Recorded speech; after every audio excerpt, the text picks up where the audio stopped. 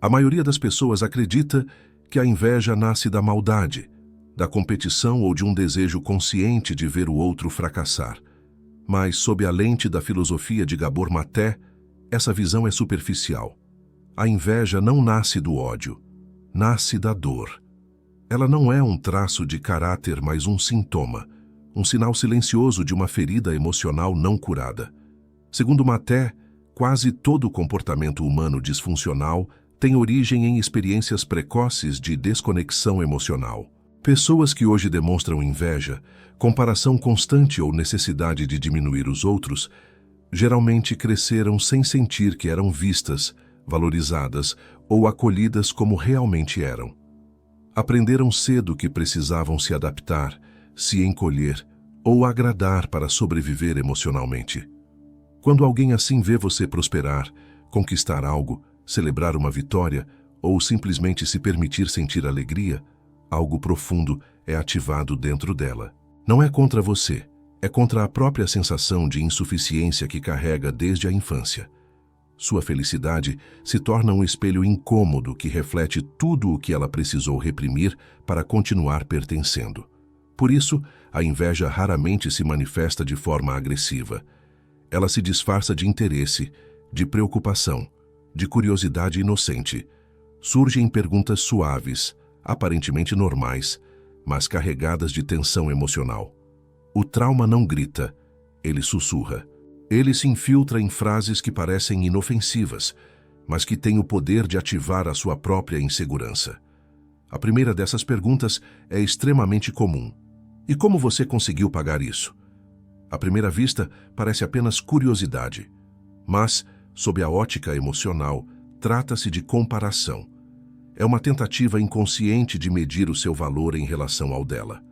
Repare, não há celebração, não há reconhecimento, não há alegria compartilhada. O foco vai direto para o dinheiro, para o merecimento, para a justificativa. Quando você começa a explicar, algo perigoso acontece. Você sai do lugar de quem desfruta e entra no lugar de quem se defende. Passa a agir como se precisasse provar que merece aquilo que conquistou. E isso é exatamente o que a ferida do outro busca, aliviar a própria dor diminuindo a sua alegria. Gabor Maté explica que pessoas traumatizadas vivem em constante estado de comparação porque, no fundo, nunca desenvolveram um senso interno de valor. Precisam se medir pelos outros para saber se são suficientes. E quando não se sentem, tentam, ainda que inconscientemente, puxar o outro para baixo, não por crueldade, mas por sobrevivência emocional. Quando você minimiza sua conquista dizendo que não foi tão caro, que não é grande coisa, ou que qualquer um conseguiria, você se desconecta de si mesmo. Você abandona sua própria experiência para proteger o desconforto do outro. Esse é o padrão do autoabandono emocional, algo que Maté descreve como uma das raízes mais profundas do sofrimento humano. A resposta mais saudável não é agressiva nem explicativa. É firme e simples, algo como: eu trabalhei para isso, sem justificativas, sem culpa, porque você não precisa diminuir sua luz para aliviar a dor que não é sua. A seguir, vamos aprofundar como perguntas aparentemente prudentes são, na verdade, expressões de medo e trauma projetados, e como proteger sua saúde emocional sem endurecer o coração. A segunda pergunta que pessoas emocionalmente feridas costumam fazer surge exatamente quando você começa a se mover em direção à própria verdade. Quando decide mudar, crescer, arriscar ou sair do lugar onde sempre esteve. A frase é simples, mas profundamente desestabilizadora. Você tem certeza de que isso é uma boa ideia? À primeira vista, parece cuidado, parece prudência, mas, segundo Gabor Maté, precisamos aprender a diferenciar preocupação genuína de projeção emocional. Pessoas que carregam traumas não resolvidos confundem amor com controle e proteção com medo. Elas não perguntam para entender seu plano, perguntam para aliviar a própria ansiedade. Quando alguém lança essa dúvida no momento em que você está entusiasmado, algo dentro de você se contrai, a energia diminui, a excitação vira insegurança. Isso acontece porque essa pergunta ativa uma ferida antiga, o medo de errar, de decepcionar, de não ser suficiente. Feridas que muitas vezes não começaram agora, mas na infância.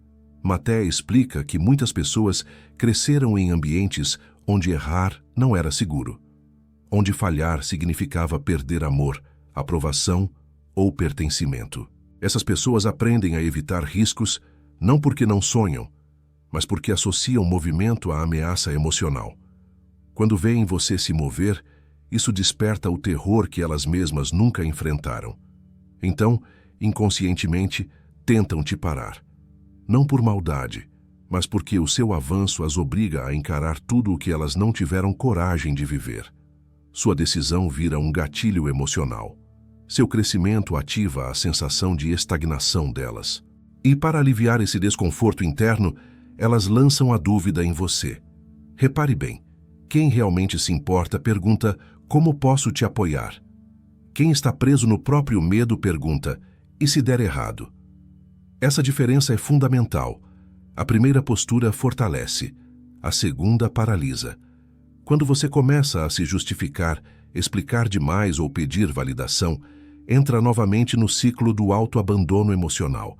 Você começa a duvidar da própria intuição para manter o outro confortável. E segundo Gabor Maté, toda vez que você se afasta da sua verdade para preservar um vínculo, paga com ansiedade, confusão interna e perda de vitalidade.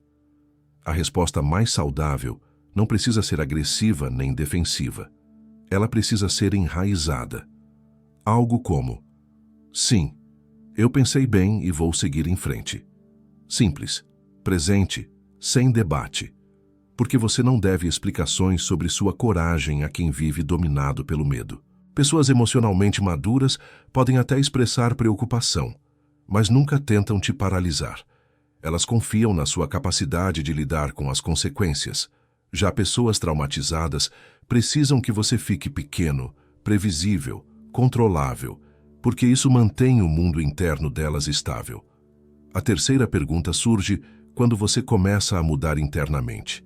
Quando se fortalece, estabelece limites, se respeita mais. E ela é uma das mais violentas em nível psicológico, porque ataca diretamente sua identidade. Quem você pensa que é agora? Em seguida, vamos aprofundar como essa pergunta nasce da vergonha tóxica, da necessidade de manter você no mesmo lugar e de como responder sem perder sua essência, nem sua humanidade. A terceira pergunta surge quando algo essencial começa a mudar dentro de você. Não é sobre dinheiro, não é sobre decisões externas, é sobre identidade. É quando você se fortalece, começa a se respeitar, estabelece limites e para de se encolher para caber nos outros. A pergunta vem carregada de ironia ou reprovação. Quem você pensa que é agora? Segundo Gabor Maté, essa é uma das expressões mais claras da vergonha tóxica. Vergonha não é apenas se sentir mal por algo que fez. Vergonha é acreditar que há algo errado com quem você é. Pessoas que cresceram em ambientes emocionalmente inseguros aprenderam que mudar, crescer ou se destacar era perigoso. Que sair do papel esperado podia significar rejeição, punição ou abandono. Quando você começa a mudar, você quebra um acordo silencioso. Um acordo inconsciente, onde todos permanecem nos mesmos papéis. Seu crescimento desorganiza esse sistema. Sua segurança ameaça a identidade frágil de quem precisou se adaptar para sobreviver. Então, para restaurar o equilíbrio interno, tentam te puxar de volta para a versão antiga, menor, mais silenciosa, mais controlável. Essa pergunta dói porque ativa uma ferida profunda. O medo de perder pertencimento, de ser rejeitado por ser quem realmente é. Muitas pessoas, diante disso, inconscientemente se retraem. Diminuem o tom de voz, abandonam limites, voltam a agradar. Não porque querem, mas porque aprenderam que ser autêntico não era seguro. Gabor Maté ensina que esse é o custo mais alto do trauma, a desconexão de si mesmo.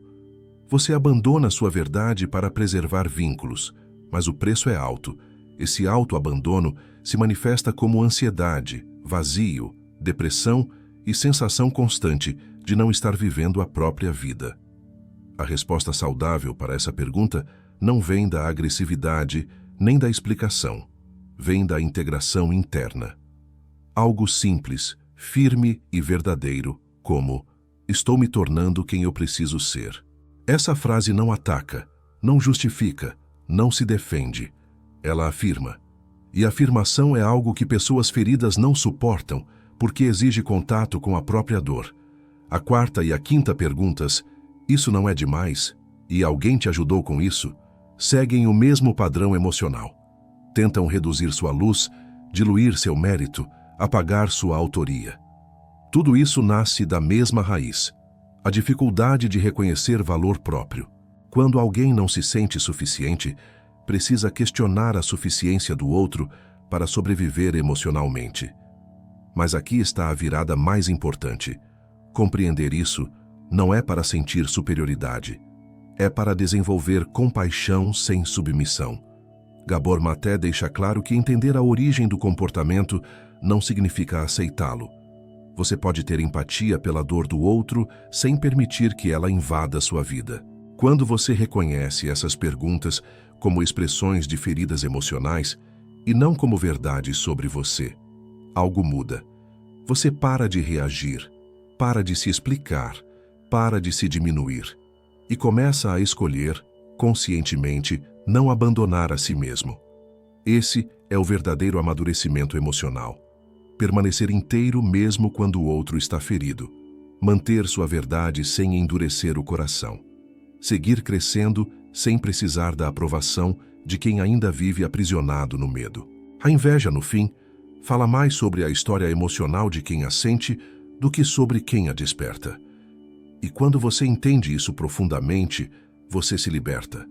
Não para se afastar do mundo, mas para finalmente ocupar seu lugar nele, com presença, dignidade e autenticidade. Siga crescendo, não para provar nada a ninguém, mas para honrar a criança que um dia precisou se esconder para sobreviver e que agora merece, finalmente, ser quem é. Agora, eu quero te fazer uma pergunta importante. Enquanto você assistia a este vídeo, qual dessas perguntas já foi feita para você? Ou melhor, quem foi a pessoa que mais tentou te diminuir dessa forma? Escreva nos comentários qual dessas situações mais tocou você, ou o que este vídeo te fez perceber sobre si mesmo. Quando você coloca isso em palavras, algo começa a se curar. Deixe o like e até o próximo vídeo.